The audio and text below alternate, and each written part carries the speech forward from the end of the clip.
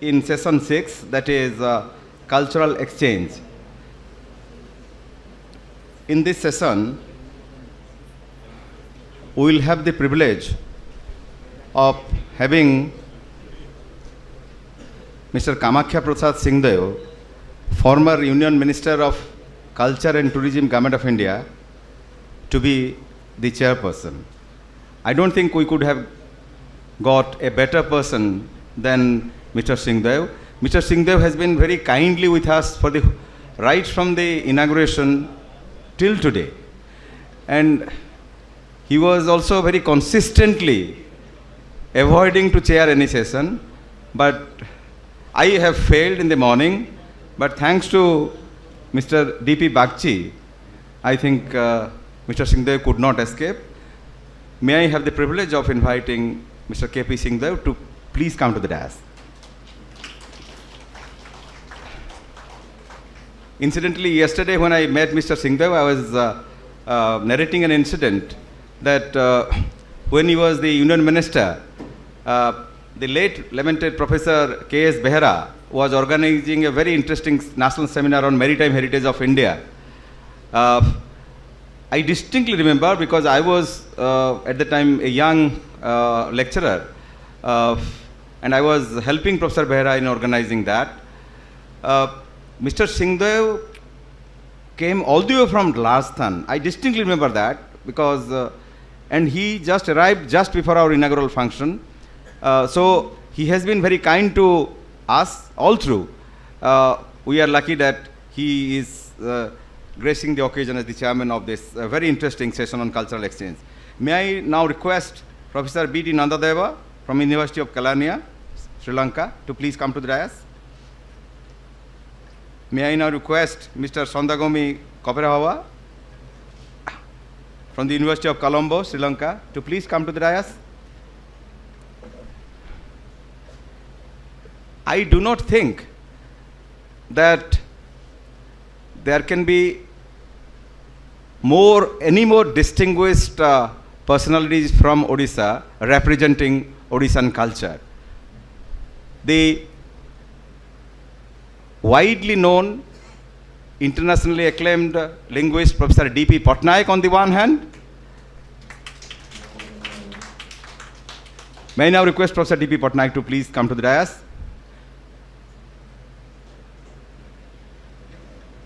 The last but not the least, Mr. Jatin Das, the very well-known, world-acclaimed painter, the chairman of JD Center of Art, and incidentally he's from Baripada, from where I come from. May I now request Mr. K.P. Singhdeo to start the proceedings, please. Mr. Vice Chancellor, sir, with your permission, can we start? May I request Professor Nandadeva from the University of Kelaniya, Sri Lanka. Good afternoon, everybody. Honorable Chairperson, distinguished delegates on the high table, and delegates, other delegates, Mr. Vice Chancellor of Utkal University, and all distinguished guests, and dear students. I'm going to talk about the cultural exchanges, the potential for cultural exchanges between Odisha and Sri Lanka. This is going to be a very brief presentation. I will be talking to the point.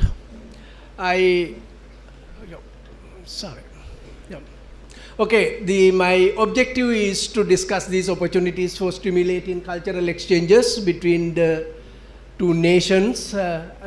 It's very difficult to say between two countries because Kaling is a state. Between Odisha and Sri Lanka, through these things, by promoting collaborative research, there is a great potential for collaborative research.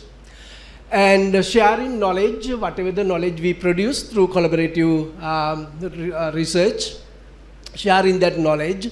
In the following disciplines, these are the 4 disciplines that I have identified. One is language study, because there are so many similarities between the languages, as it's not my forte, it's Professor Sandagomi's forte to talk about language anyway. And art and archaeology, there's a great potential. Yesterday, the whole day, we were talking about similarities between in art and archaeology between Sri Lanka and Odisha, and the intangible cultural heritage, and in the field of contemporary art and culture.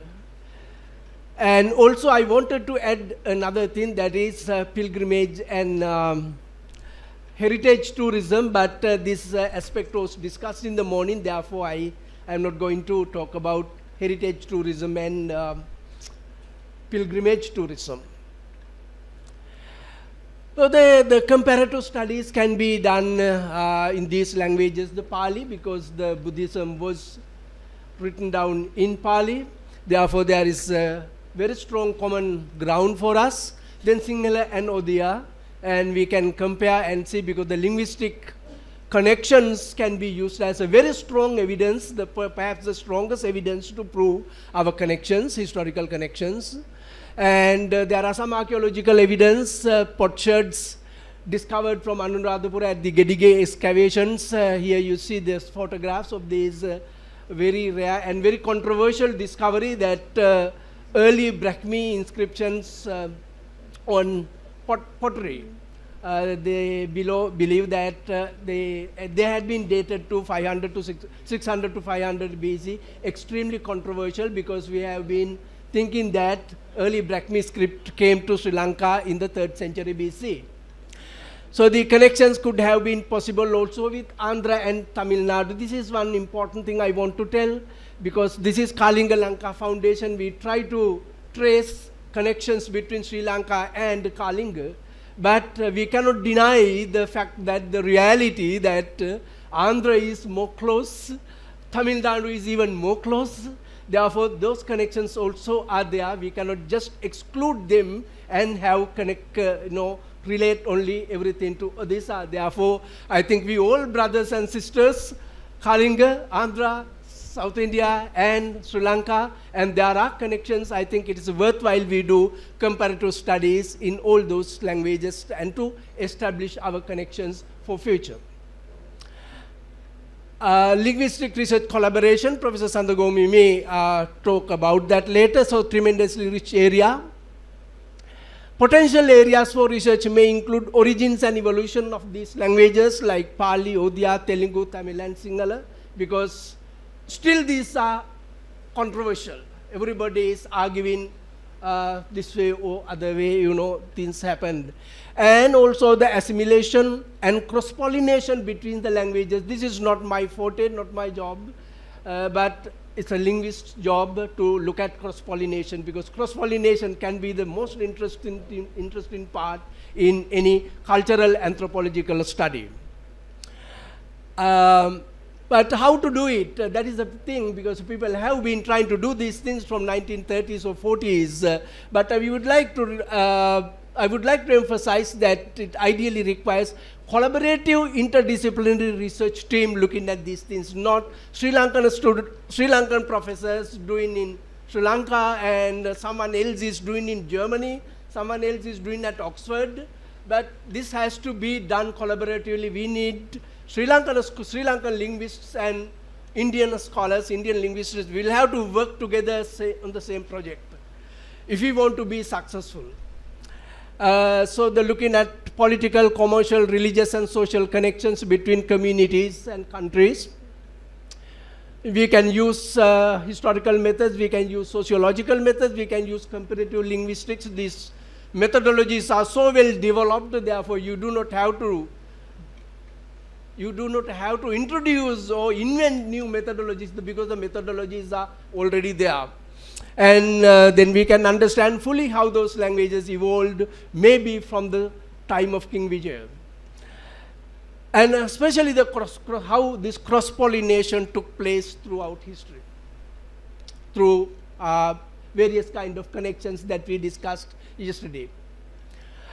Comparative studies in art and archaeology, that is my field, should include the study that art and archaeology of the, again, Andhra country and Tamil Nadu, because we do have living evidence from Andhra, especially the Buddhist art, Buddha images. And we did have missionary connections with Andhra, so therefore I would rather encourage future researchers to incorporate all that. We can look at, it's not only so far, what I know about art historical studies so far was just, we try to make compare between stylistic characteristics. But stylistic characteristics, comparison of stylistic characteristics is only one part of the whole thing. There are many other things like the nature of material culture.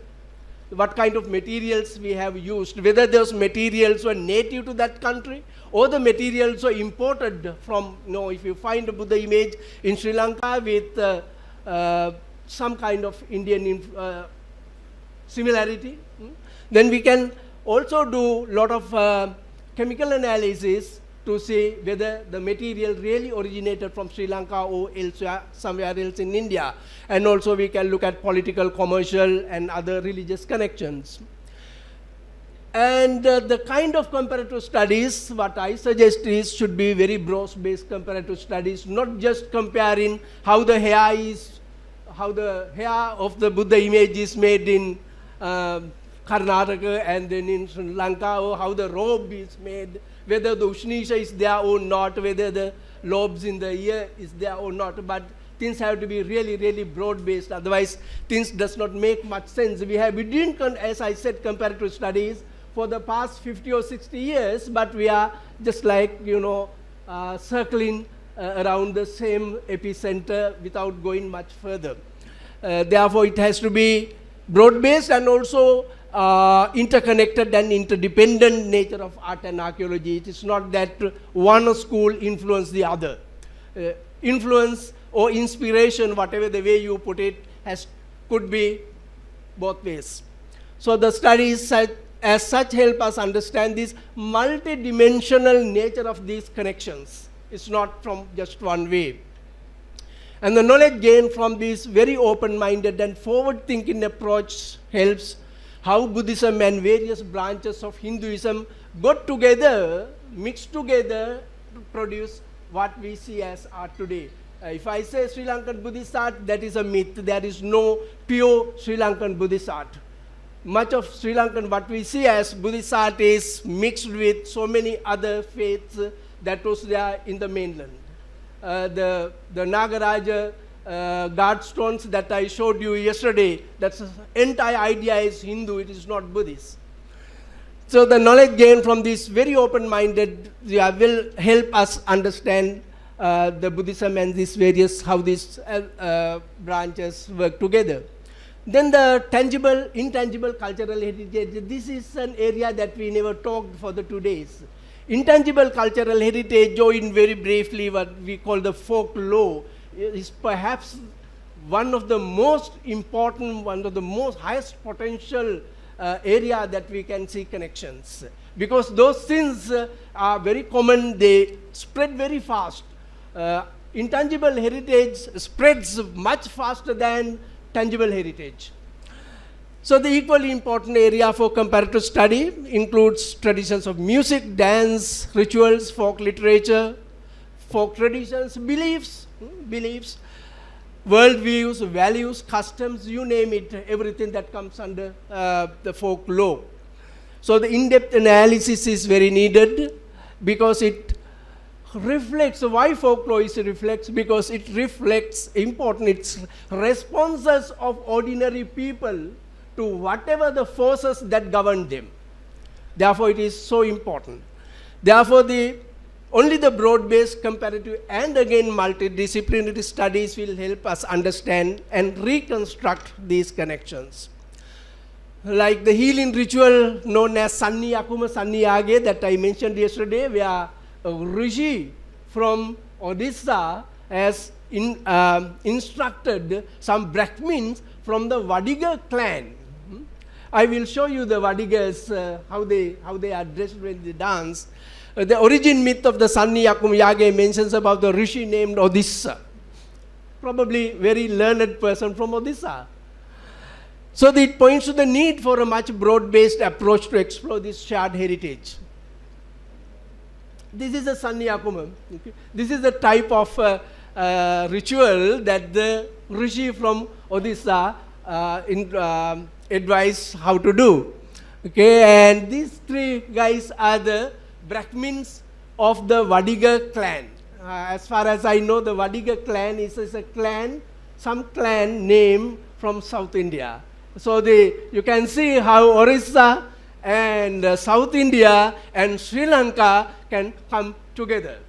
Okay, these are various different scenes from the Sannyakumam. It's one of the most spectacular ritual that is performed even today in Sri Lanka. And none of these people who perform has no idea of where is Odisha, who are the Vadigas, they have no idea. Somebody asked them, because the Vadiga Rata, the Vadiga country, there's no Vadiga country, but it's a small clan of people in South India.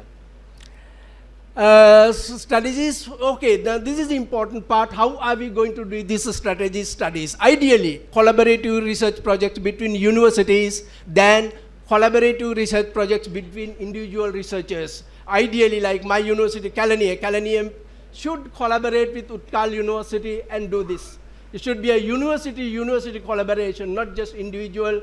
I will write to somebody, get a grant and come and spend 6 months and go back with some data and write a paper. That's not going to endure for the future. So the University of Sri Lanka, Odisha, Andhra and Tamil Nadu can work together through agreements facilitated by MOUs and do these things. And the universities can also create funded junior fellowships for and assign MPhil or doctoral research students to carry out these studies as their thesis projects. I can see the bright young students here. Some of them can become research assistants and do these things. Cooperate in the field of contemporary art and culture. This is again area that we did not talk. Contemporary art. Gentleman on the high table day before yesterday at dinner talked to me about his desire to do a painting exhibition in Colombo. So these are the other things that contemporary. I know there are so many artists here in Odisha and so many contemporary painters and sculptors in Sri Lanka. They can work together and do contemporary art. We are really recreating the connections with artists. So the universities and higher educational institutions teaching fine arts or performing arts on both sides may take initiative in this direction. So these are the possible areas of collaboration towards enduring cultural collaboration between two of us. Thank you very much. Do we ask questions after they are over or would it? Huh? Thank you very much, Professor Nandadeva. It was a very thought-provoking and very short and sweet and very, very crisp. Thank you very much. Now, may I request Professor Sandagomi Koparaheva from the University of Colombo. Yesterday, I made the main presentation on origin of Sinhala and Kalinga Lanka linguistic affinities. In my presentation, so I don't have a PowerPoint for this one, I made a very important point that there is a need for a collaborative project on Oriya and Sinhala. I'm happy that yesterday I met Professor D.P. Pattanayake, a renowned linguist. In the first meeting, he asked me about Professor Hettiarachchi.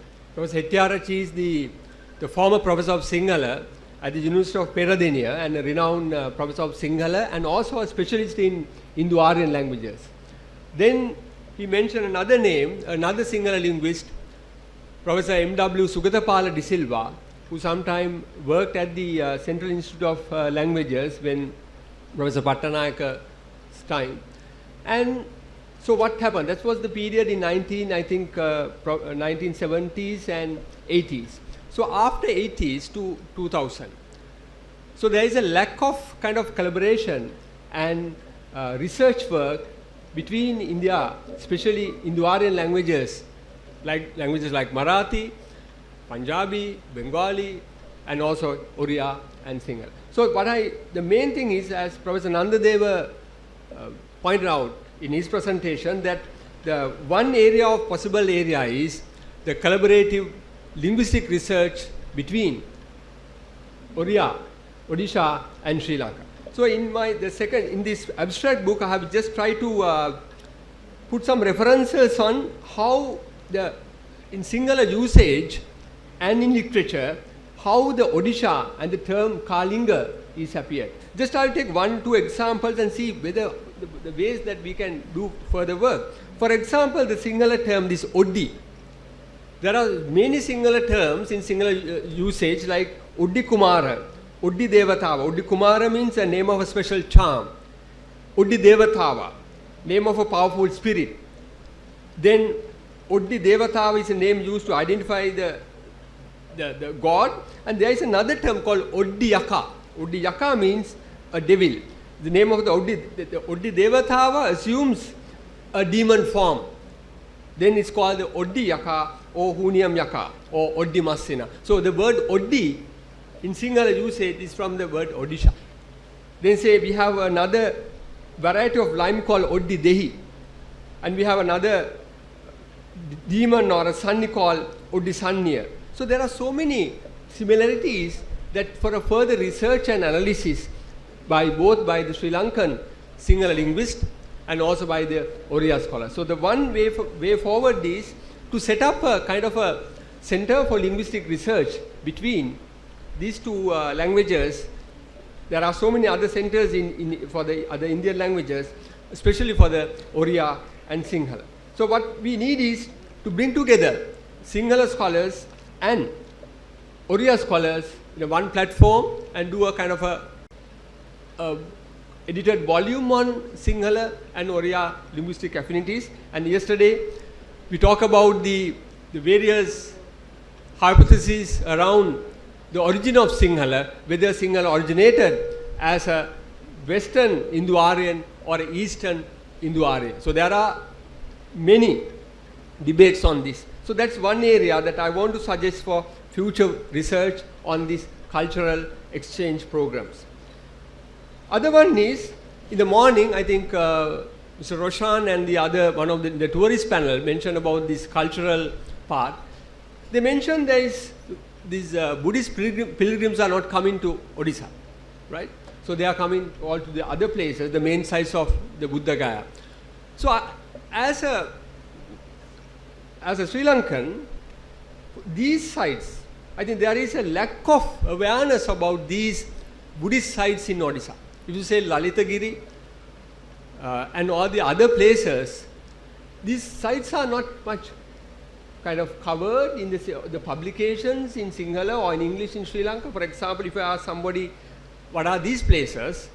So they are not aware of these Buddhist shrines or the Buddhist heritage in the Odisha. So what we need is this lack of awareness. So we need kind of more publications on this in Sinhala and also in English in Sri Lankan languages. So another area is to do a lot of work on this cultural, as a part of cultural tourism, to produce Sinhalese works and also about these cultural sites. That's one. And also there is another need to links with the Sri Lankan centers of cultural promotion. There are so many centers in Colombo. The one is funded by the ICCR, the ICC, Indian Culture Center, and there are also other centers devoted for contemporary India, the center which I am the director there, the Center for Contemporary Indian Studies. So one way forward is to this KLF, Kalinga Lanka Foundation, to link up with these centers in Colombo for cultural exchange program, as for the art exhibitions or maybe for other programs. So one is with the ICC, CCIS, and also with other Sri Lankan centers of cultural promotion. And also I think yesterday we witnessed a very nice Odisha dance. So these are the areas that we can promote. And also there is a need for a comparative studies. I think Professor Nandadeva mentioned this. I'm not going to elaborate it again. So comparative studies on language and art. The one aspect is the language, and also there is another aspect of art for comparative work. And also, I want to point out this exchange of scholars between these two universities, Sri Lankan universities, and also with Uktal or any other university in Odisha. So the main focus of our Sri Lankan students is to go to the capital of India or to other parts. So I think the Odisha is also another potential area, especially for the exchange of scholars and also the students from Sri Lankan universities, especially in the areas of cultural exchange. And other thing is, mainly I would like to propose with regard to these cultural exchange programs, the more kind of scholarly attention to cultural relations between Sri Lanka and Odisha. So the one area is the less scholarly attention to these areas. Most of the scholars, Sri Lankan scholars, and also I think the scholars here, they focus mainly on the mainstream of Indian art or Indian languages, dancing or in other areas, but there is a need for a scholarly attention to these cultural relations in Kalinga and Lanka. So in that context, I would like to propose another symposium in Colombo. In future, maybe with under the auspices of a ICC or maybe another Colombo University or with other university, a symposium mainly devoted for Kalinga Lanka cultural relations. That's one area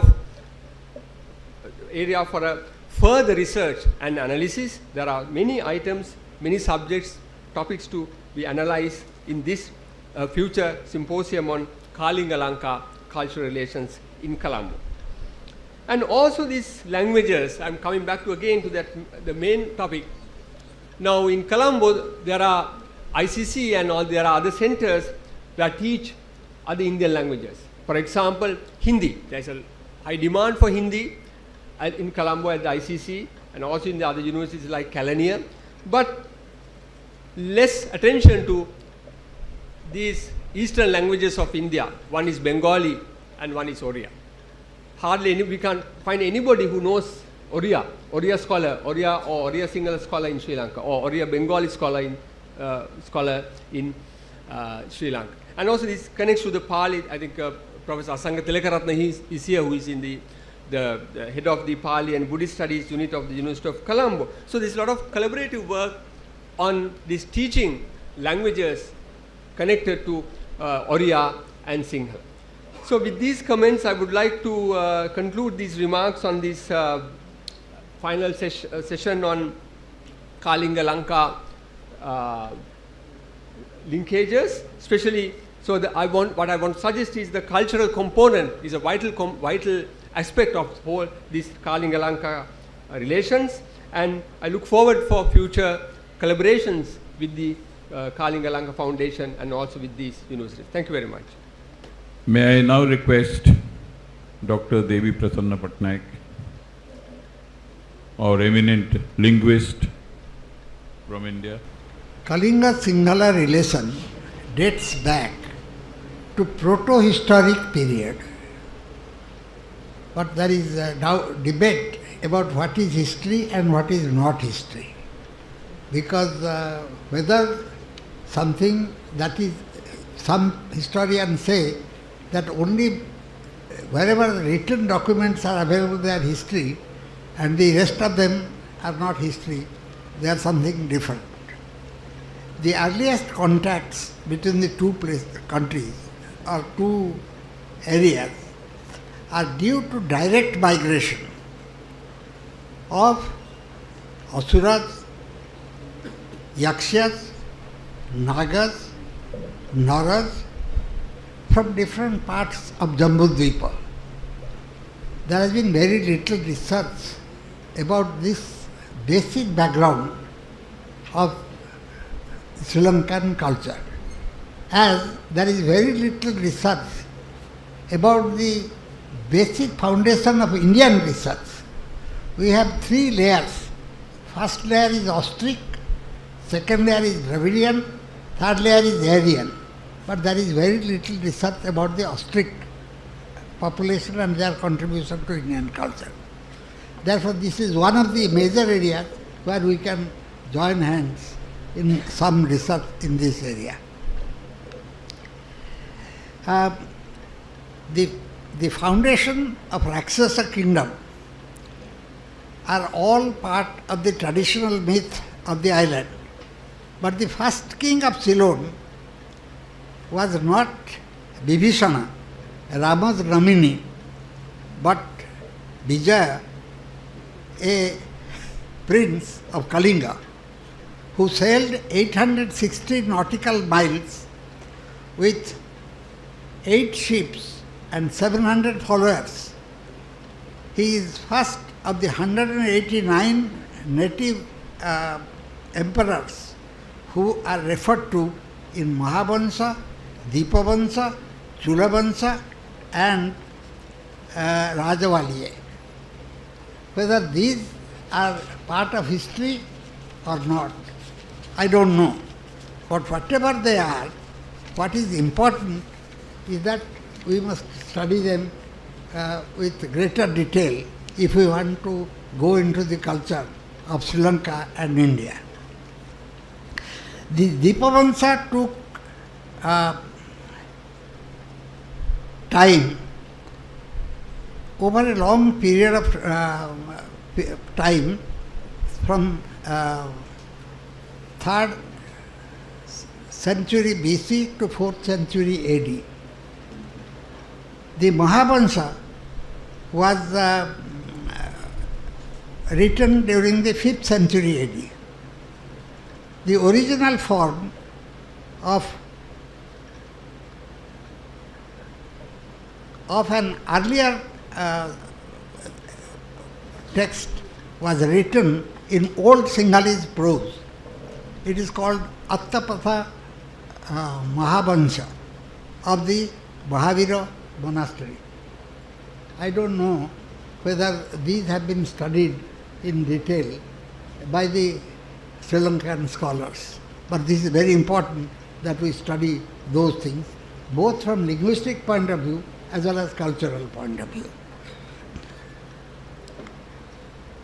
Then there is another dimension, that is the place name and the names of people, which play a very important role in the study of language, linguistics and culture.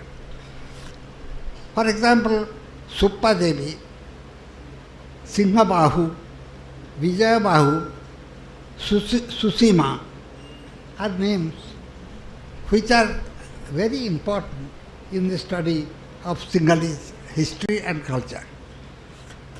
And Singhapura in particular is very important because now that people have started speaking of that all the people who came to Singapore came from Gujarat. In that context, this becomes very important, the study of this name.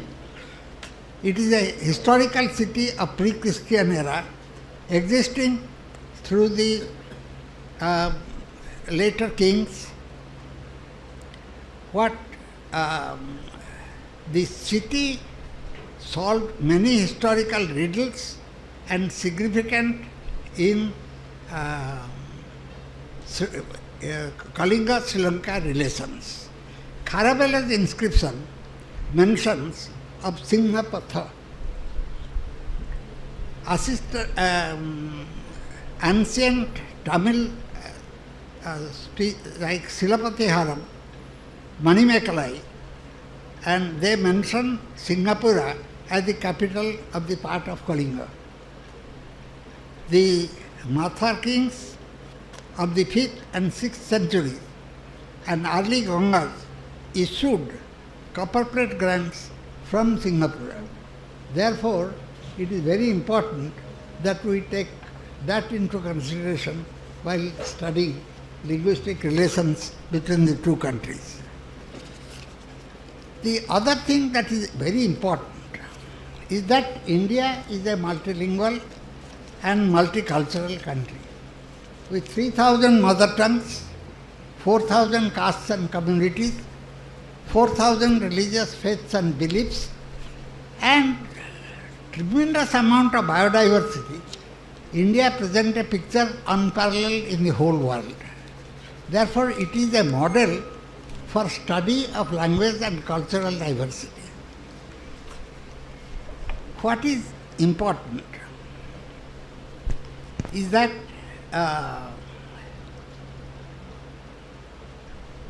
Ashoka sent his son and daughter to Sri Lanka. They went at different times from different points, different places. That shows that there are different streams of movement from India to Sri Lanka. Not only one way, not everybody went from one point to Sri Lanka.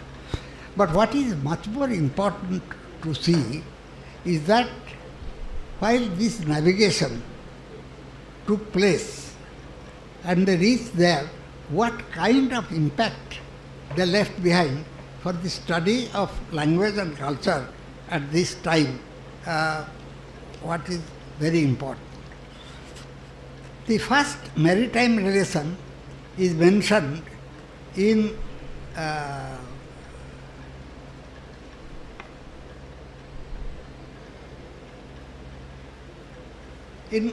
Dattavansha,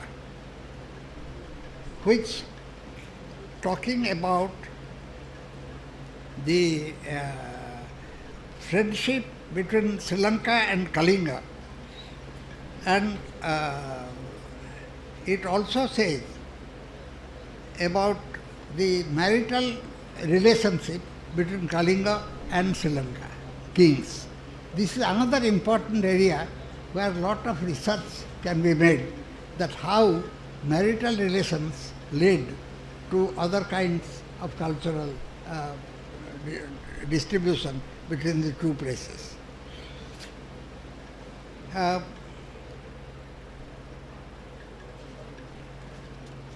the other thing which I wanted to point out is that there was a study between about the India as a linguistic area. India as a linguistic area, Emeno and Borrow, they put forth this concept that India, in spite of the diversity, is one linguistic area. Later scholars point out that it is not only one linguistic area, it is also one culture area. And subsequently, recently, B.R.K. Reddy, Professor B.R.K. Reddy wrote a paper on Odisha as a mini cultural area and mini linguistic area. So, it's very important to see that Sri Lanka and Kalinga can be tested as a single language and culture area. This is very important. What does that mean? How do you compare these things? You see, there are many ways this can be compared. One is comparative reconstruction. The other is just comparison. Just comparison and comparative reconstruction. Reconstruction would, comparative reconstruction, for example, gave us results that we were all thought that all modern Indian languages have descended from Sanskrit. But this is not true.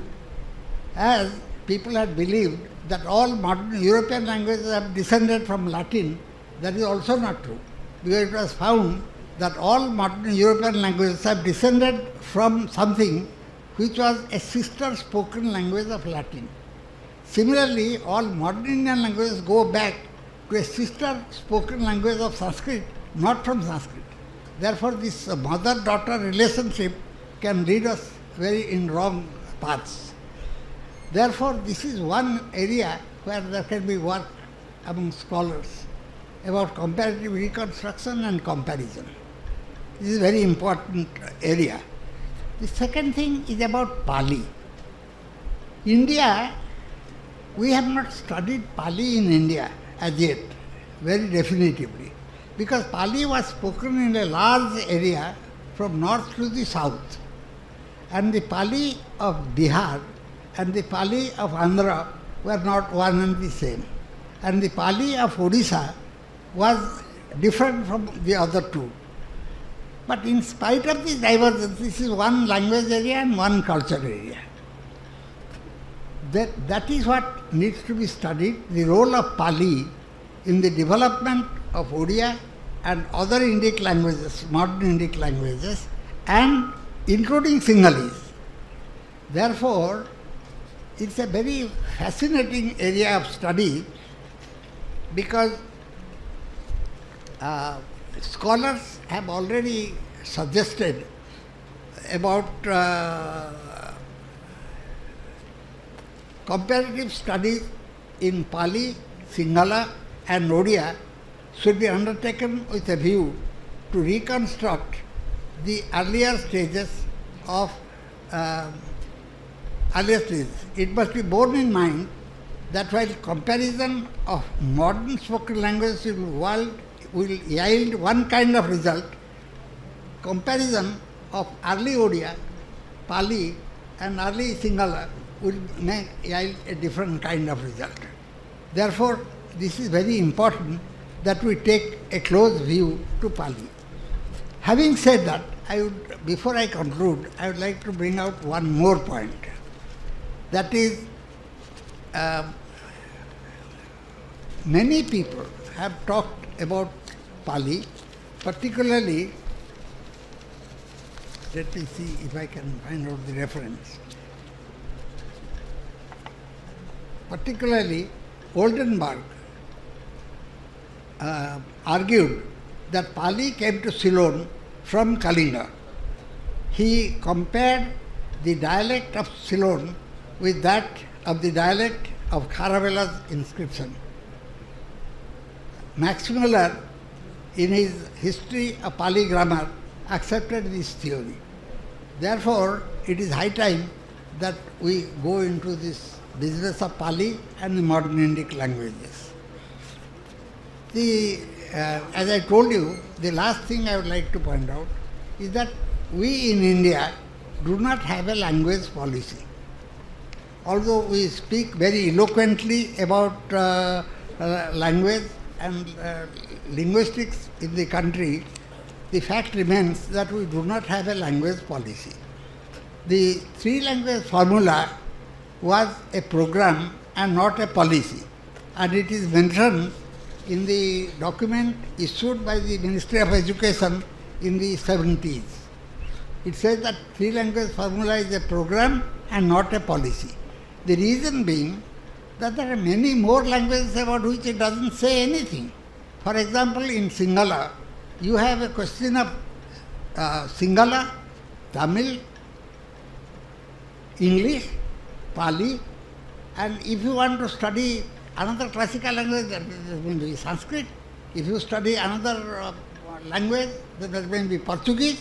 You have many such options and the education system must provide for all these things. But in India also, we do not have any such thing. That is, if we had a language policy, we wouldn't have gone for the preparation of a tribal language policy. Because, as I pointed out to you, India is a multilingual and multicultural country. And our people have to study many languages. For example, the mother tongue, the state language, the national language or national languages, because Hindi and English both are national and associated official and associated official languages. So both those, they become 4 or 5 languages. Therefore, if you add foreign languages to it, then one has to learn many more languages. But that's not the basic point. The point is, our education system, unfortunately, has been English-oriented. People say that you are anti-English.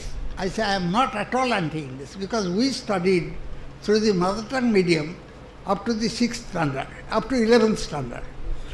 From 6th standard, we started English as a subject and studied English as a subject up to 11th standard. And we had no difficulty in going through English medium and colleges. And although I went through the Odia medium till my MA, I had more difficulty in studying in America. Going to England, I had no difficulty. Therefore, why should you now go in from KG to PG in English? Nothing could be more destructive than this. Therefore, if we want to have a language policy, then we must account for all these language studies and decide the way in which we can go. Now, about the technical education and things like that. Unfortunately, the British taught us that our languages are neither languages of knowledge nor the languages of development. Therefore, we developed a kind of inferiority complex. We decided that our languages are no good for knowledge, no good for development. Therefore, and we were told that the only language of knowledge and development is English. That is why we developed a coterie of English which resisted the Indian languages rather than the Indian language scholars resisting English. Because we are in favor of English, we believe that our children should study English and study it better. But that's not what is happening in our system. Our system has reached a point where an 8th standard child cannot study a second language book, either in Odia or in English. Because if we started with Odia, we were good in both Odia and English. But now starting with English, we are neither good in Odia nor in English. In African countries, in all scientific institutions, all the North African countries, in all technological institutions, 200 marks in mother tongue is guaranteed, is compulsory for everybody who studies. That way, we can teach them scientific language, but we have no such thing here. We are discussing and debating whether we should have English or should not have English, which is the wrong thing to discuss. I think that that's not our issue. Our issue is how many foreign languages should we learn. If today you want to go to Soviet Union, you have to learn Russian. If you want to go to China, you have to learn Chinese. If you have to go to an Arabic country, you have to learn Arabic. Therefore, there is no point in being restricted in this debate, and I think we should plan for a proper multilingual syllabus for the whole country, whether it is India or Sri Lanka. Thank you. Now may I request one of India's very well-known iconic figure, Sri Jatin Das. I am originally from Mayurbhanj, Orissa, and grew up in Bombay, live in Delhi. I have been away for 55 years, but kept coming to the homeland continuously in search of tangible and intangible culture, not separating language, craft, art, dance and music. The very fact, it's wonderful that Kalinga Lanka Foundation has been formed in New Delhi very recently, and I'm very happy and delighted to be a member of this committee. This is the very first event taking place in Orissa.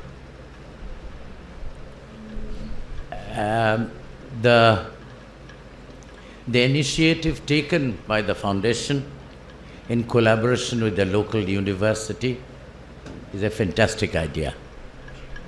I have attended innumerable seminars, discourses in our country, in academic institutions.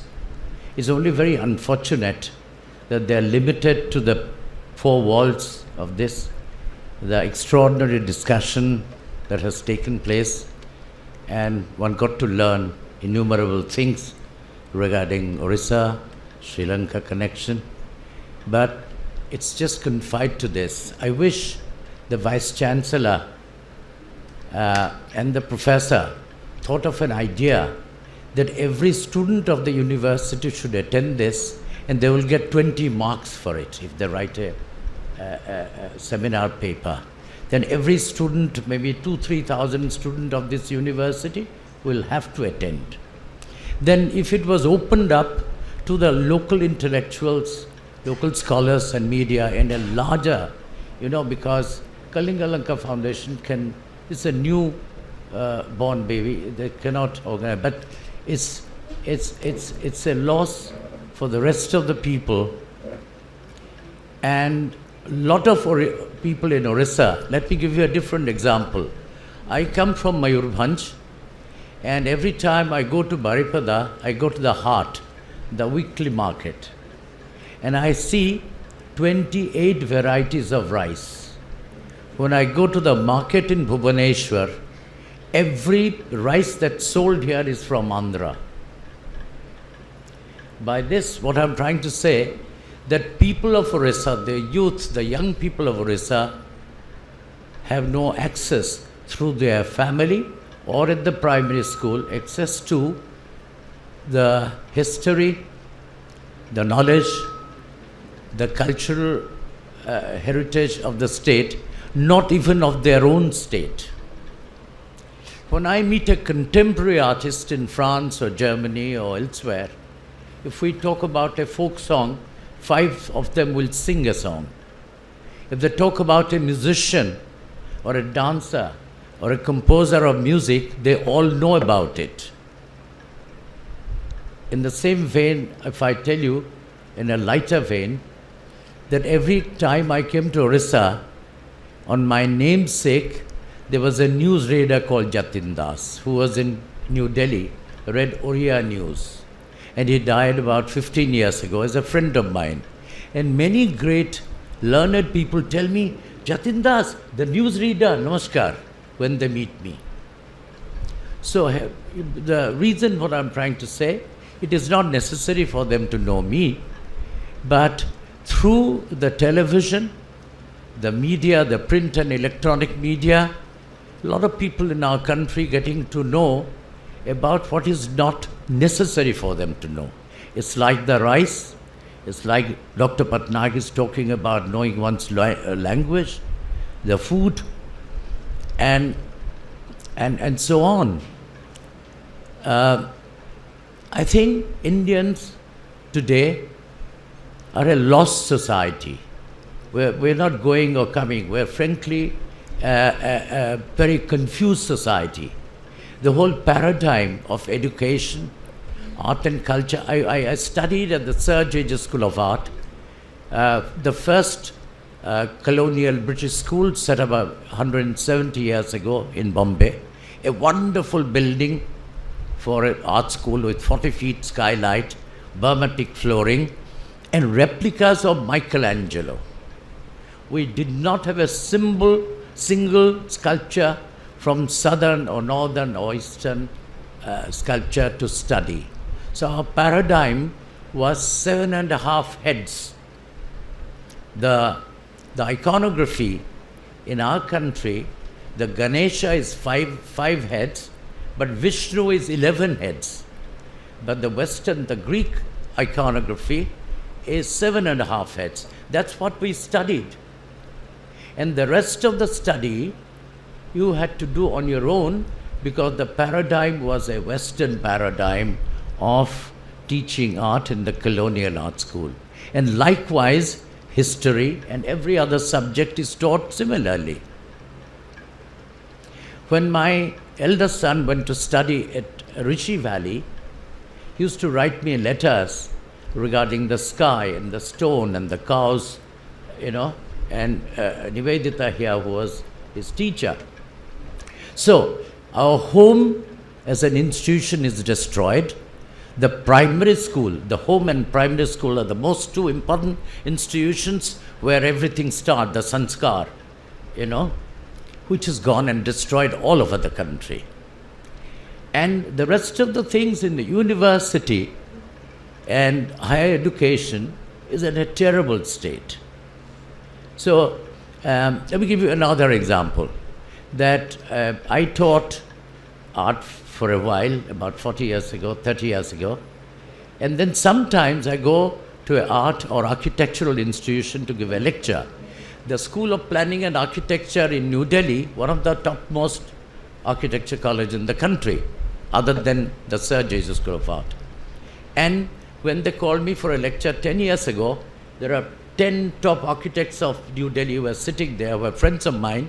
They were spending 1 hour how to darken the room by putting brown paper for a slide projection, where is very sorry, very sad state. If you go for a lecture somewhere, like a director in search of actors, you have to gather people to come to a lecture. If you go to Oxford, 15 minutes before you start a presentation, everybody is there. Even a physics professor has come to hear about art sitting on the aisle. So, in this great country of ours, and the great state of Orissa, I think we've missed the bus. And I think the time has come for introspection to set aright home as an institution. I'm not a scholar, not an academic, but I'm in search. I'm a student of art. I have been a practitioner. And as a practitioner, I want to say that I go to listen to music, classical music, without knowing the ragas.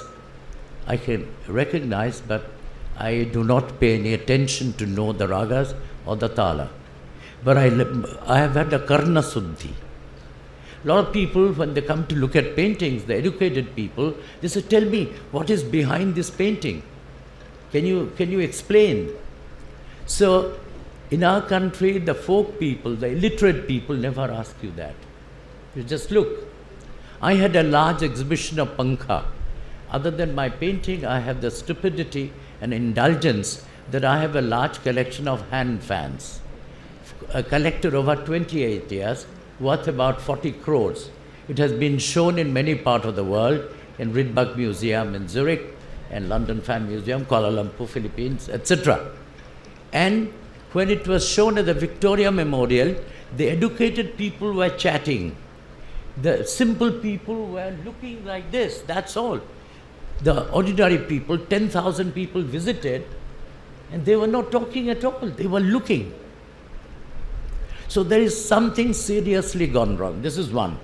When we have a seminar on various things like this time, it's all about economics and archaeology, history and other things, then you talk of art and culture. It's like a stepbrother.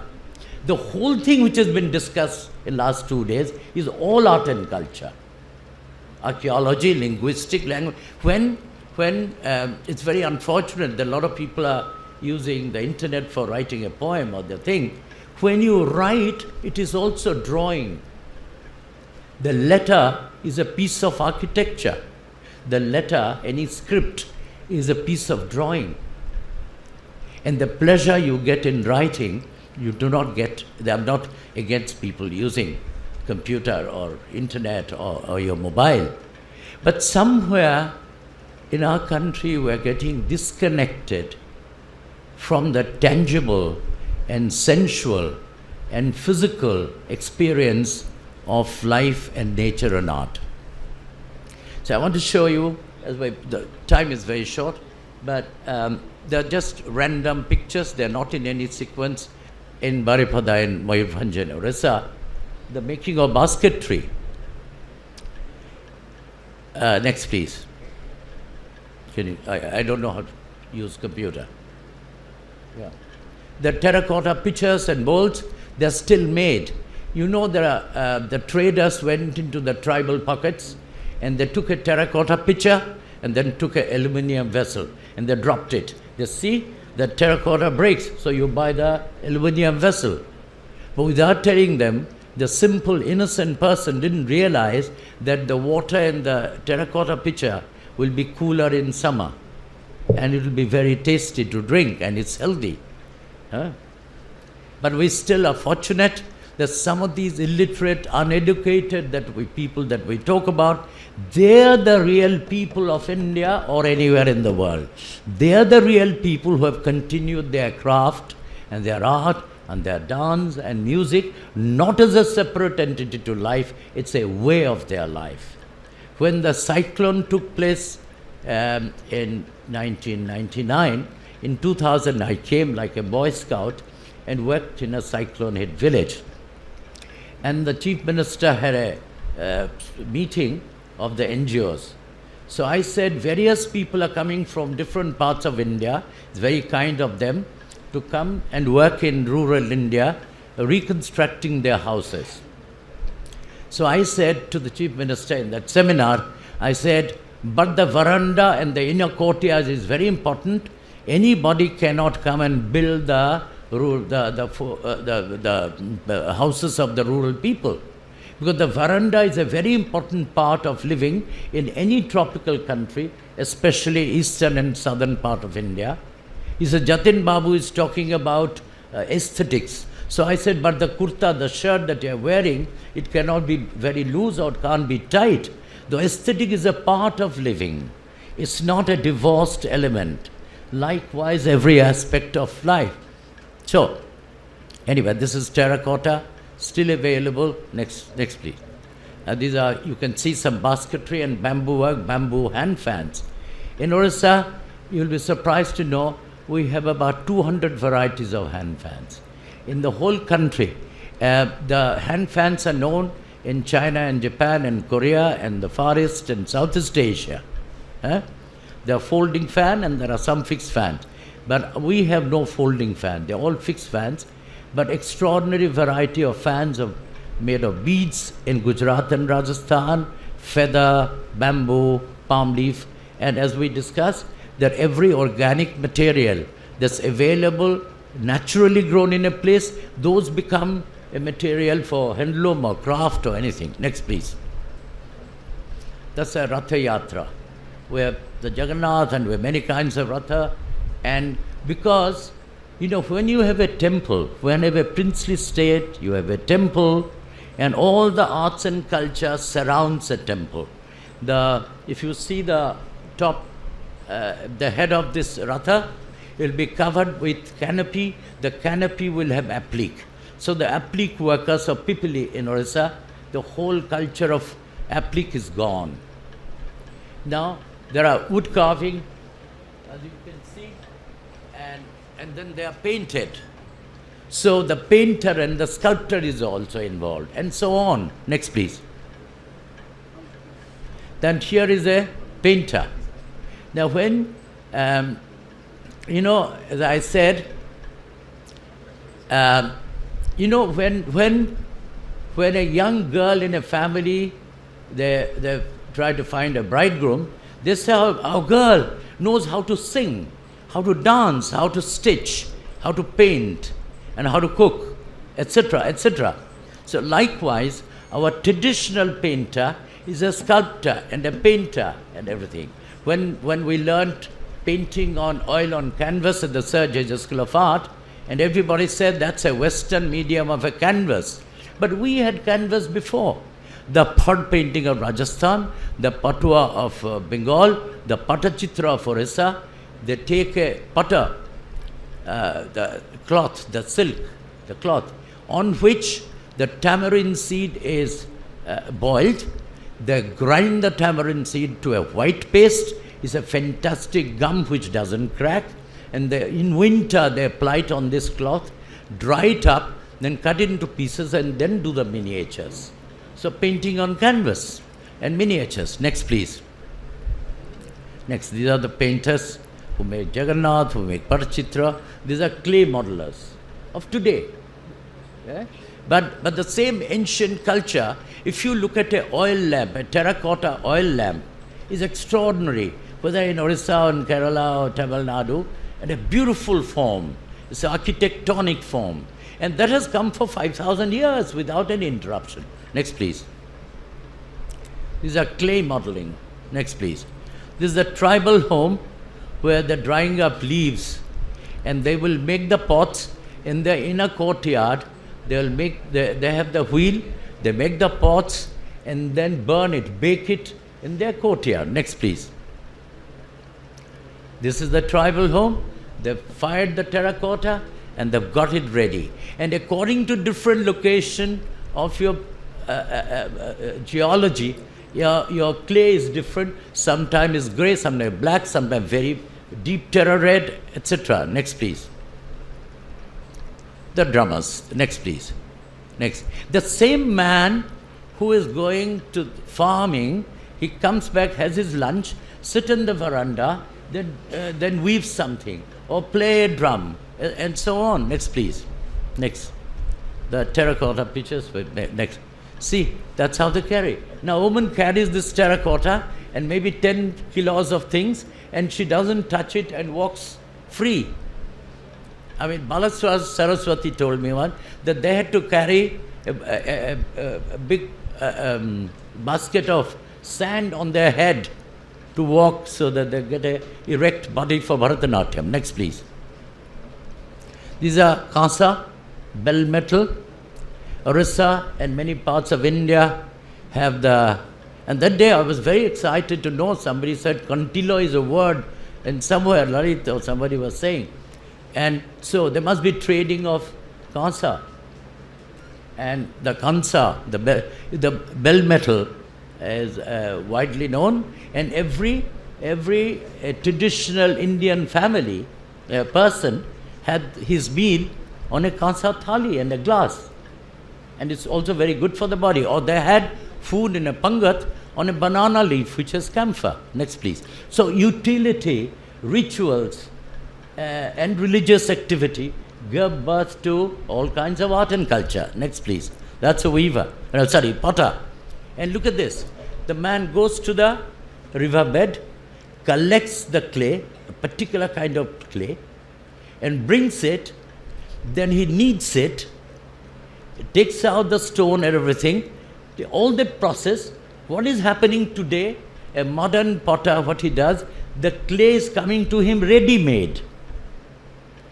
Earlier, the ikat weaver is to make the thread himself, or there's a group of people making it, then getting the vegetable dye, then dyeing it and weaving it. So likewise. But today, it's almost like getting milk in a bottle without seeing how the cow is being milked. Next, please. So the experience is not total. These are some work. I've been to Sri Lanka 2-3 times, and this is a drawing. Can you see it from there? It's distorted in the computer, but it's a drawing done in Sri Lanka. Next, please. This is a mural that I did in the Parliament, 5,000 years of India, Mohenjo-daro to Mahatma Gandhi. Next, please. Sorry, the works are not in sequence, it was hurriedly done. This is a large painting of about 8 feet long, done in Sri Lanka, and I forget the year. Wherever in the world I traveled, I also did some paintings on that particular thing in Africa and Greece and Sri Lanka. Next, please. And the lotus leaves that they offer. This is in Mauritius. Next, please. Mauritius. This is in Sri Lanka. Next. This is another in Sri Lanka. This is in Mauritius. This is in Sri Lanka. Then these are the hand fans. Just show it quickly. These are different kind of Indian hand fans. Just giving you a teaser just to see some of my collection. This is made of brass. This is painted. This is from Gujarat, embroidered. This is beadswork from Rajasthan. This is palm leaf, bamboo work from Assam. This is palm leaf from Orissa. And we have fantastic variety of golden grass palm leaf. And Nivedita has an NGO which works on, golden grass. This is another very beautiful fan with a lacquer handle from Northeast. Next, please. This is from Gujarat with a lacquer handle. I've got fans with silver handle, ivory handle, etc. Next, please. This is embroidered. This is a large. This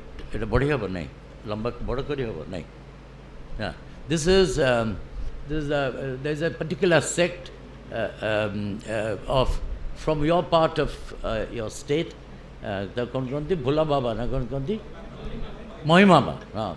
So they have a very large fan of that size who becomes an umbrella, a fan, and that's it. Next, please. And a beautiful, here it is.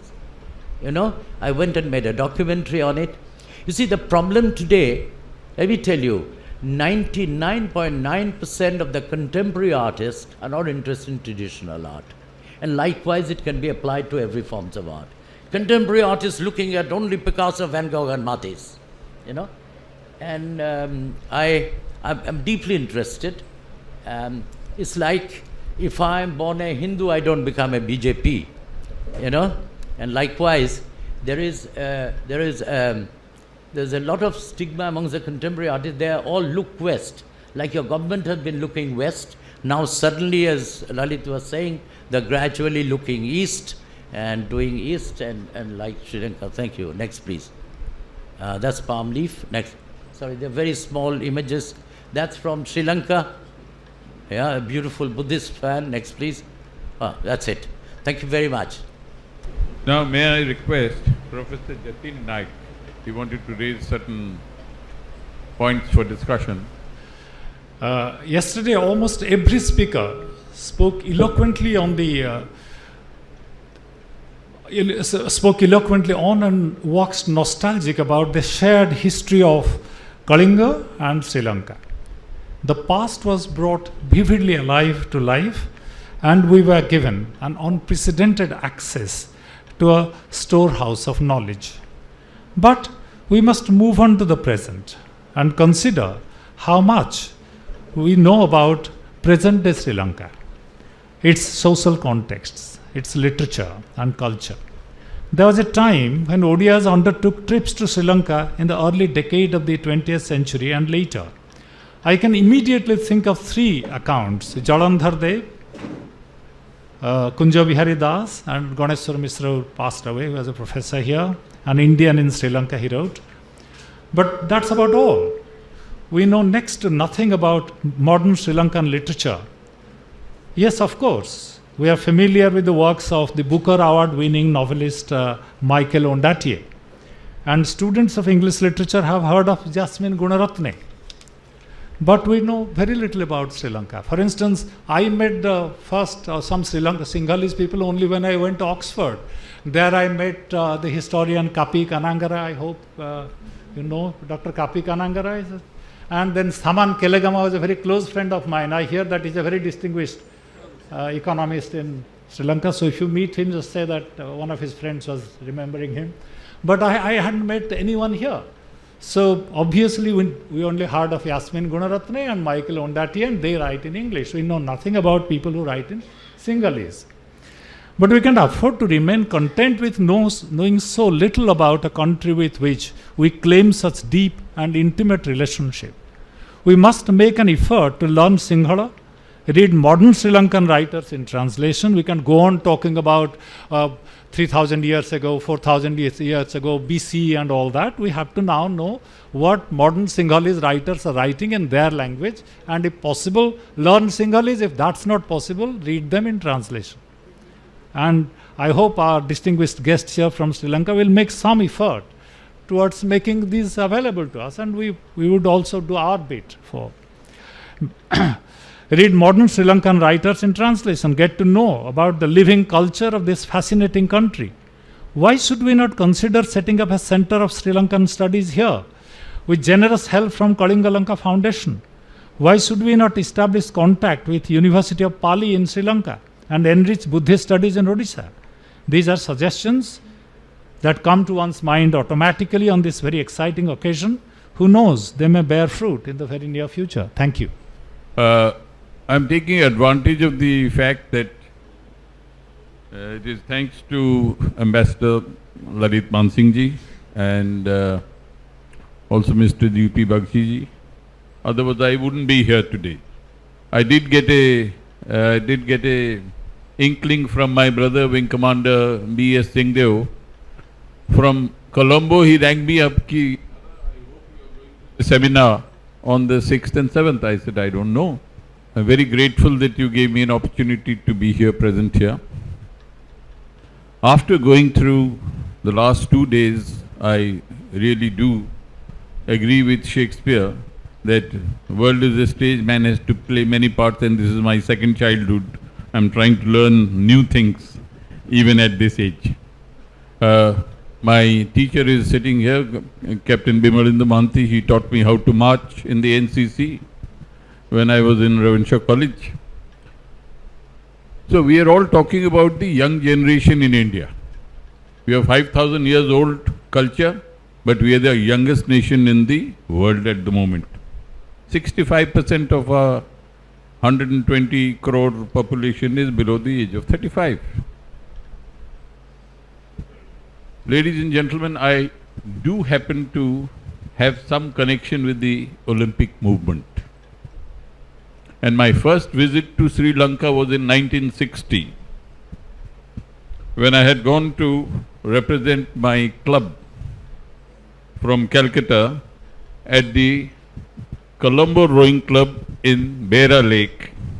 And I was staying in the residence of the then Chief Justice of Sri Lanka, Sri Henry Vasanayake. His son, who is a barrister, rowed against me from the Colombo Rowing Club. And thereafter I made about 3 or 4 trips. The last time was the SAF Games, which Colombo held. My good friend is Hema Shri Fernando, the president of the Olympic Committee of Sri Lanka. But I don't know whether he is one of the, at the moment, you know, there are ups and downs in political life. So I don't know what his position is. So I was talking to Mr. D.P. Bagchi. I said the world is talking about the young generation. We are talking about our culture, 300 BC.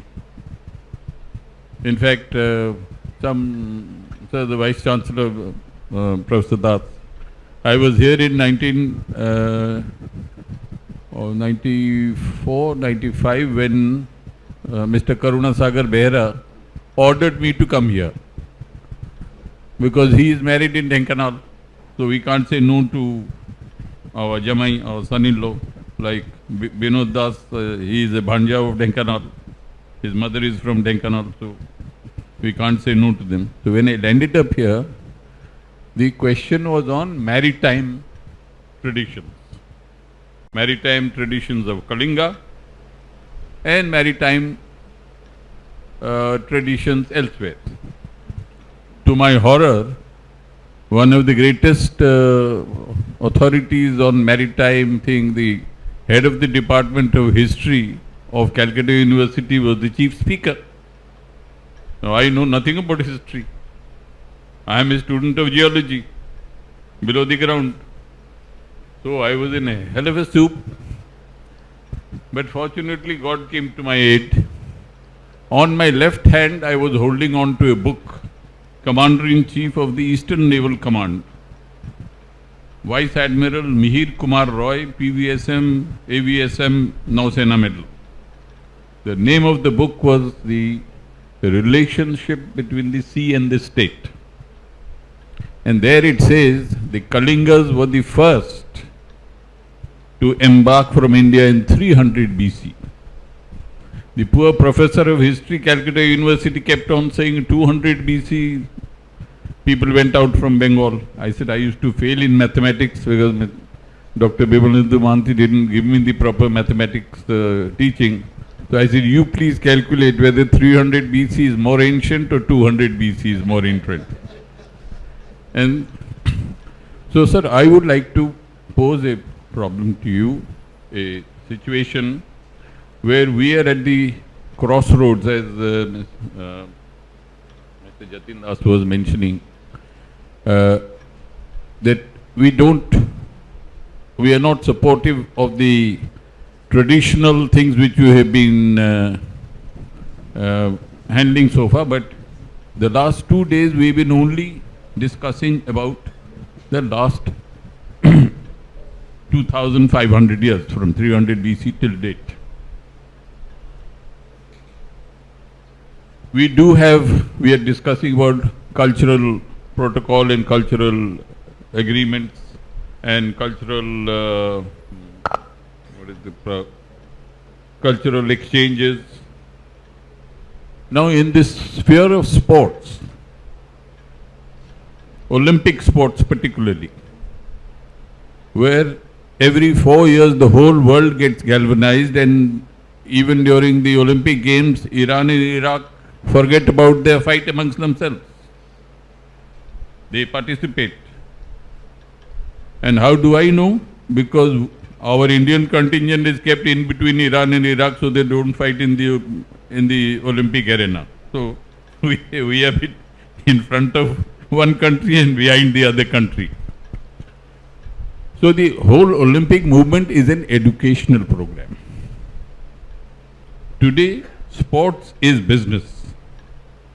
Whether it is cricket, IPL cricket. Now I was inquiring from Professor Nanda Deva, your left-hander, prolific batsman, Sri Lanka's captain, Kumara Sangakkara.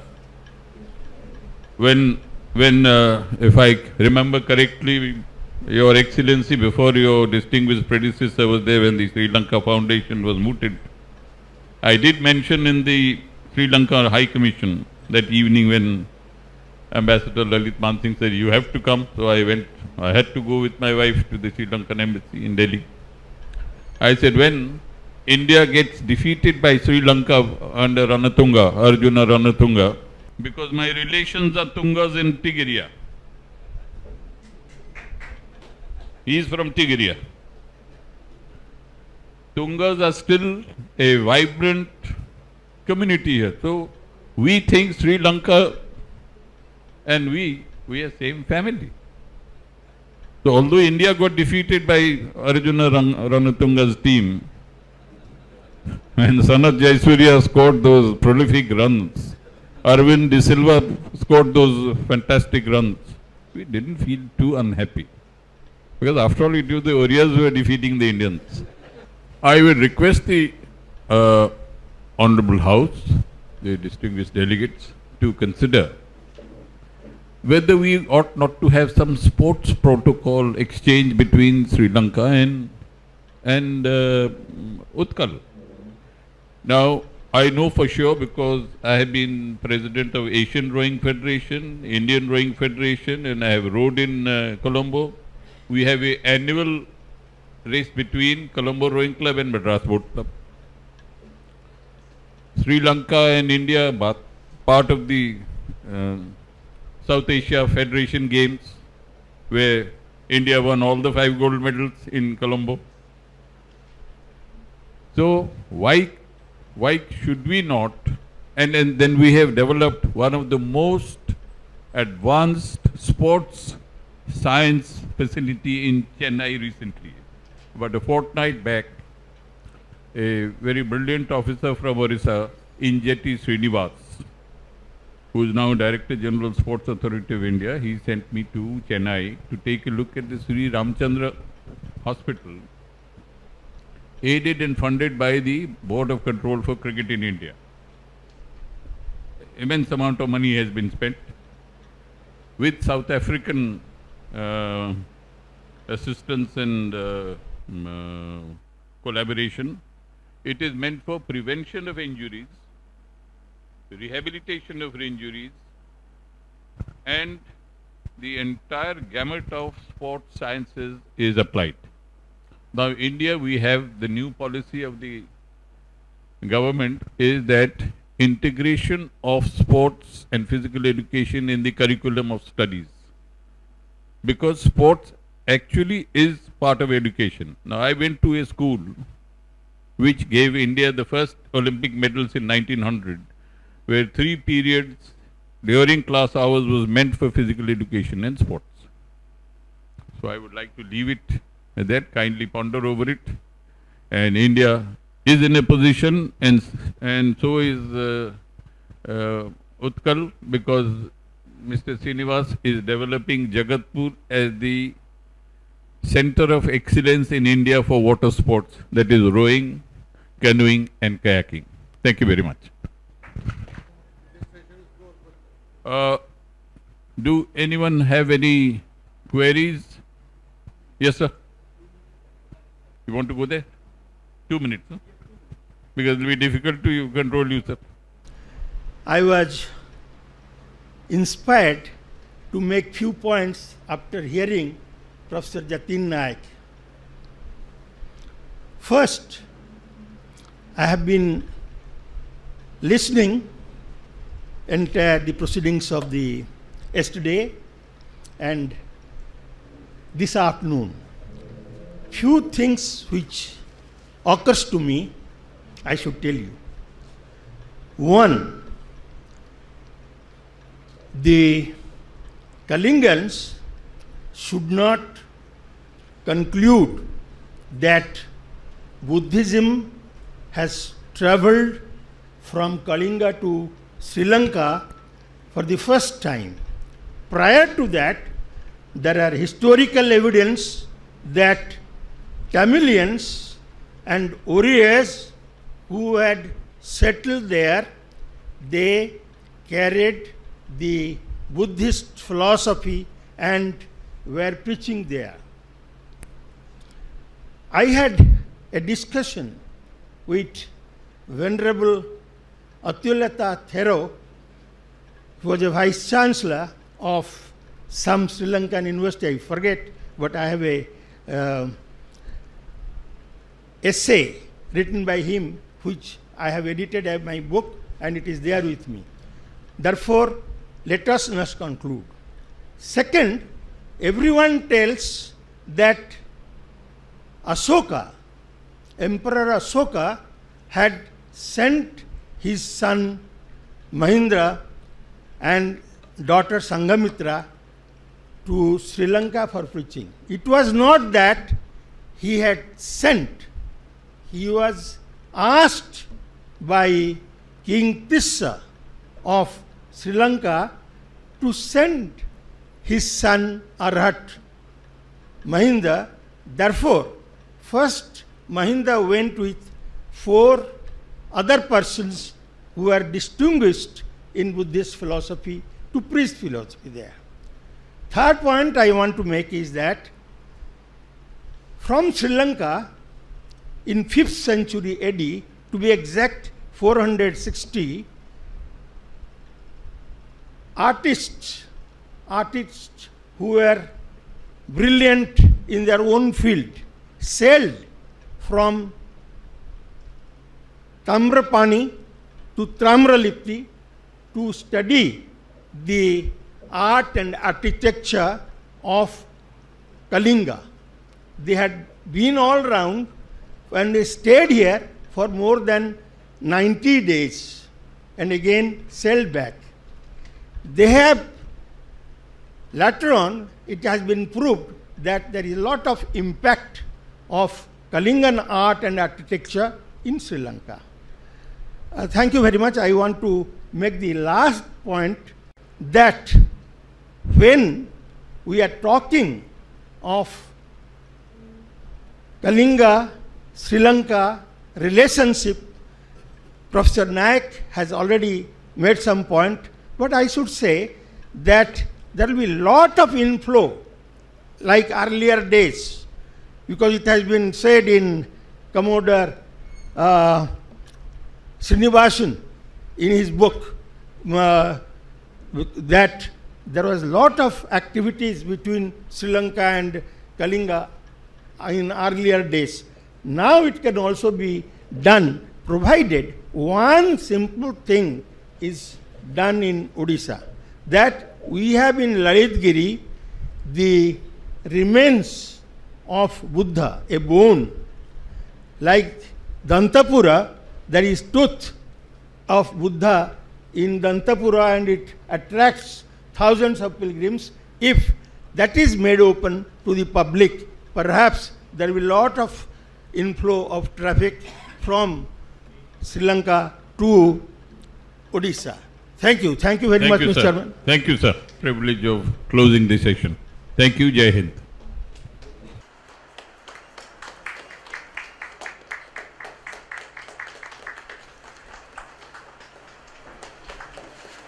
started yesterday with a discussion on how Kalinga's history started with a prince from Sri Lanka's history started with a voyage from Kalinga by a prince. The range was so wide and the time so limited that we didn't have a satisfactory exchange. Commission of Sri Lanka to the Kalinga Lanka Foundation for so ably conducting this seminar. I mean, we did cooperate, but the bulk of the organization was done by you and your team, Mr. Bagchi, Samir, and the Vice Chancellor. So it was a good opportunity for the High Commission to interact with the Kalinga Lanka Foundation.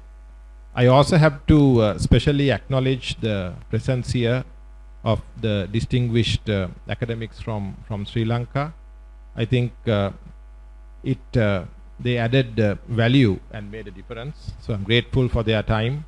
I will also name them, Professor Nandadeva, Professor Asanga Tilakaratna, Professor Sandagomi Koparaheva, Professor Andra Manatunga, who's not here, I think he left in the morning, and of course Professor Aberatna, who's here. So thank you, but I think it's important also, I have not seen your points, Ambassador, but after such an eventful seminar, how we go forward, I think we should concretize it or have some maybe targets are not the right word, but at least have some focus on some tangible results to be achieved. So I'm sorry, I don't know what your points are, but I will start with, I had a very interesting and important meeting with the Honorable Chief Minister of Odisha yesterday, and the Chief Minister and also the Minister of Tourism is very keen to have some air connectivity between Sri Lanka and Odisha. So I think we have to explore every opportunity possible to see whether we could get one of our airlines, Sri Lankan Airlines or Mihin Lanka, coming to the international, because there's a airport of international standard here at Bhubaneswar. So how do we get it coming in here? Because Mihin Lanka flies to Kolkata, Mihin Lanka flies to Dhaka in Bangladesh. So they are on the route. So how they make this operationally feasible? Maybe as a starter, Ambassador, maybe we should get a team from Mihin Lanka or Sri Lankan Airlines, either to be invited by the Ministry of Tourism in Odisha, or let's work on the modalities. I think that may be one tangible outcome of this gathering, because we're talking of connectivity and not only the people-to-people contact, but I think even the economic and trade links also could benefit by having air connectivity. Just bear with me, I will go back to what I mentioned yesterday at the inaugural ceremony also about the overriding framework agreement. I mean, we have a free trade agreement, but both governments are now committed to go beyond that and to include services and investment. So we are working towards the India-Sri Lanka Economic and Technology Cooperation Agreement. So it would, I think, this would be another spin-off from that to have this air connectivity. Now that the Vice Chancellor is also here of the Utkal University, is there any mechanism to have some sort of concrete MOU with either the University of Kelaniya, because there are two eminent professors here, you are there from the University of Colombo, University of Peradeniya is represented. Can we think of some modality to work this out? Maybe not all three, but at least one university to I think that will also be a tangible outcome of this seminar, that we build these bridges of understanding between two universities, which would lead to student exchanges and academic mobility as well. Also, again, I don't know, I'm a big Sri Lankan company, Brandix, has invested in India. It's a $1 billion project. They have a 1,000-acre industrial park in Visakhapatnam. So, I mean, textiles and garments, we are talking of the same, basically the same language. So maybe, I know, I'm trying to draw connectivity and maybe see how they also could get involved in this exhibition and make it a really a important and big event. Let's see how we can work on that. Right. Maybe I will stop for the moment and maybe talk again when the need arises. First, of course, I must place my gratitude for having selected Utkal University. A university is for having vibrant academic discussions, and if what I see last 2 days, this has happened, and I am sure all my colleagues are extremely happy to have had this kind of platform. So it was a good thing for us. So there was never an hesitation when Ambassador proposed and Bagchi Sahib proposed. We immediately had agreed. Regarding what His Excellency proposed, suggested, even in his inaugural speech, I believe that MOUs between universities, because here they are autonomous bodies, academic autonomy is there, and we sign in specific areas, particularly research collaborations, student exchanges and faculty exchanges. This we definitely can. I learned that my colleagues have got the vital data exchanges between their expertise, and I am sure by the time next meeting happens, we would have concretized some areas where this should happen. One interesting thing happened in the education session. There was a proposal whether for students who spend short period here, a credit transfer can happen, so that whatever time they work here, they get credit, and this can be counted both in India and Sri Lanka. I am sure that is possible because we have introduced the credit system now, and we can work out modalities between the universities how this can happen. So a number of things have happened, but I am sure this is going to go forward, and from Utkal University I can place, as I told in the inaugural day, whatever support is needed, whatever facilitation is needed. It is always exciting to work with another culture, particularly rich, so rich in art, culture and history. And as Professor Jatin Nayak pointed out, in the mystery of languages, and I am sure we will all be happy to work together with you. Thank you. Last 2 days has been an exhilarating experience. For me it was a learning curve personally. At this age also I am willing to learn. I am very grateful to Vice Chancellor Dr. Das. Apart from the person behind the whole operation without being seen himself, he was everywhere, including the brilliant speech he gave this evening. I was listening to him with rapt attention. The Department of Anthropology, under the leadership of Dr. Basa, they have done wonderful work. All the professors, all the teaching staff, all the students, they were working day and night. I have noticed it. Most of my invitations for dinner, Dr. Acharya and Dr. Basa, they have turned down on the ground that work was not complete. They were spending almost every night here. I am thankful to Dr. Basa and his colleagues. I am thankful to Dr. Sanjay Acharya and his colleagues. I said at the concluding session, both of you professors should be flanking us on both sides. They said no, they are hiding behind in the back rows. They are real karma yogis. I am very grateful to all of them. I had requested Ellen Gupta, Principal Secretary Tourism, we were going to London, we are feeling orphaned. He said, no sir, I will make all the arrangements. I said, for example, what? He said, OTTC dinner. Then the function he has organized at Dhauli, we are going there immediately after this.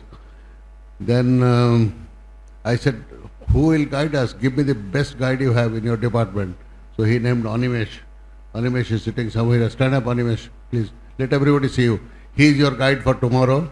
Today, Animesh has travelled with His Excellency the High Commissioner, and I was asking him, the High Commissioner, he was very pleased with the way you advised him, showed him round and all that. Thank you very much, Animesh. We are proud of you. there was some discussion about a temple. I was inquiring from my colleagues. I think the ASI is on the job, and some temple will come up in that Ratnagiri complex, Ratnagiri Laditgiri, that complex, and a prayer hall certainly can be organized. That is a takeaway from the seminar. One thing will lead to other. There should be some arrangement for the monks to stay and pray. That is a serious request. We have taken serious note of it. Then there is a casket which is available there, and some bone or some sort of thing. It may not be Buddha's relic. It might be some Bodhisattva's relic. The way it has been encased, layer by layer. So let's look at it deeply, and we must give that casket the honor it deserves. For security reasons, government is keeping it under closed watch. So we can't afford to lose such a valuable position. So something will be done about the casket. And if we know for certain that if it belongs to a Bodhisattva or to the Lord Buddha himself, then at the appropriate time, which should happen very soon, it will be made public. It will be available for public view under, of course, strict security, and then it will attract tourists from all over. So this is a concern the delegates from both sides had expressed to us. I'm very grateful to Dr. Sunil Patnaik, a brilliant scholar who is hiding somewhere in the audience. Stand up, Sunil. He was to be seen everywhere, and he was our liaison man with the Department of Culture and Department of Tourism, both the departments. Nobody has thanked our Vice President. Kalinga Lanka Foundation has a Vice President, Roshan. He and his Indian wife, now she is Sri Lankan, so both of them have come here. We told Roshan, because of our age difference, we call him Roshan, we don't call him Vice President.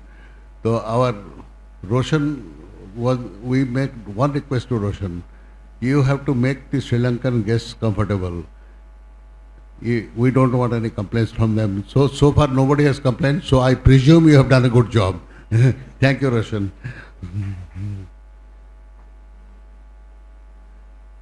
During this seminar, we came to know that 4 flights a week are going to start between Bhubaneswar and Varanasi, and that same flight will come back. So this will help tourism, and as His Excellency said, if the Colombo flight comes to Bhubaneswar, connectivity to Varanasi is assured. This will improve the two-way tourist inflow and outflow. One important announcement the Honorable Chief Minister made yesterday was this. This is very significant. Orissa has abolished value-added tax, VAT, value-added tax on aviation turbine fuel. This is an important thing he has told us yesterday. No other state in India has abolished VAT. The old sales tax and all is now VAT, value-added tax. Orissa has abolished VAT on aviation turbine fuel, ATF, which is a very costly element in any flight. This announcement itself will go a long way in making flights to and from Orissa viable. So, Roshan, we give you this responsibility of coordinating as our Vice President and as a tour operator yourself. Please take necessary action. Does it satisfy the query you had, Excellency, yesterday about I think I don't want to inflict a speech on you. As Ambassador Mansingh said, we'll make a series of recommendations. We'll circulate it. And if you have to give any suggestions, today I was listening to the learned professors on the Sri Lankan side. Each one of them has given very concrete suggestions. We appreciate them, appreciate the hard work that has gone behind preparing these papers. All your papers will be produced in a compendium form, and it will be 100% faithfully reproduced in the compendium. So we appreciate if you have faced any inconvenience, I express my apologies.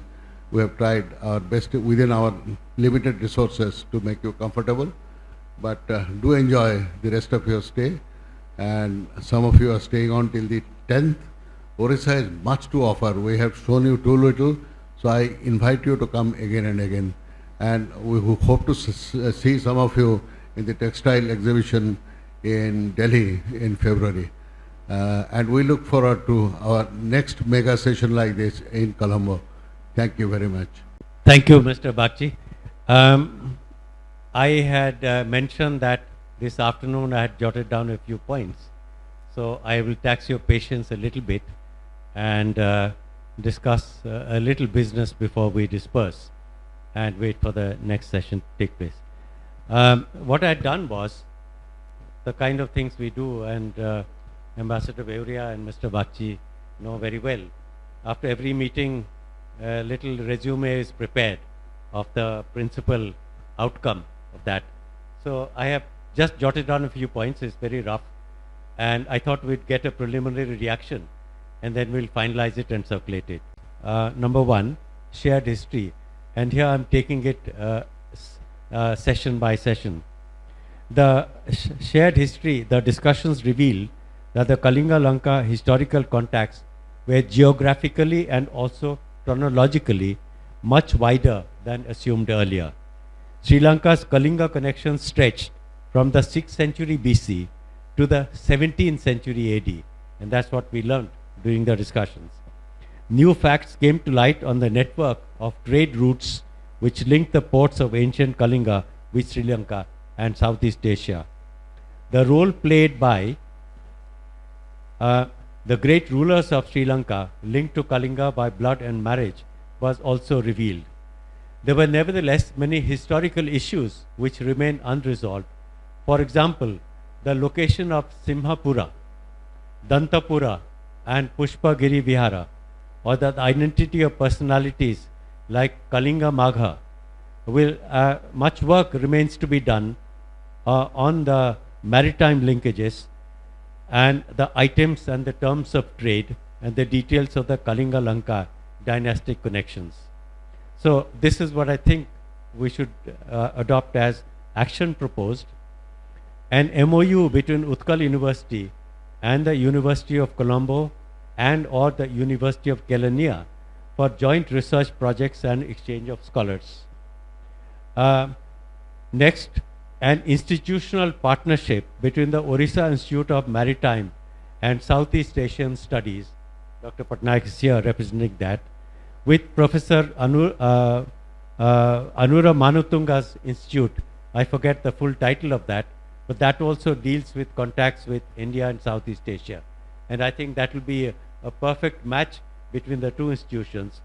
But I also thought we could consider a trilateral cooperation with the National Institute of Oceanography in Goa, since they have done such extensive research on the maritime past history. We also have the representatives here. Maybe this is an idea that we can carry forward. The second session, Buddhism, Reviving Common Heritage. It was agreed that Buddhism provided a strong bond that linked Kalinga and Sri Lanka in the past, and also that it would play a major role in future cooperation between the two regions. Extremely enthusiastic about having our next session in Sri Lanka. Thank you very much.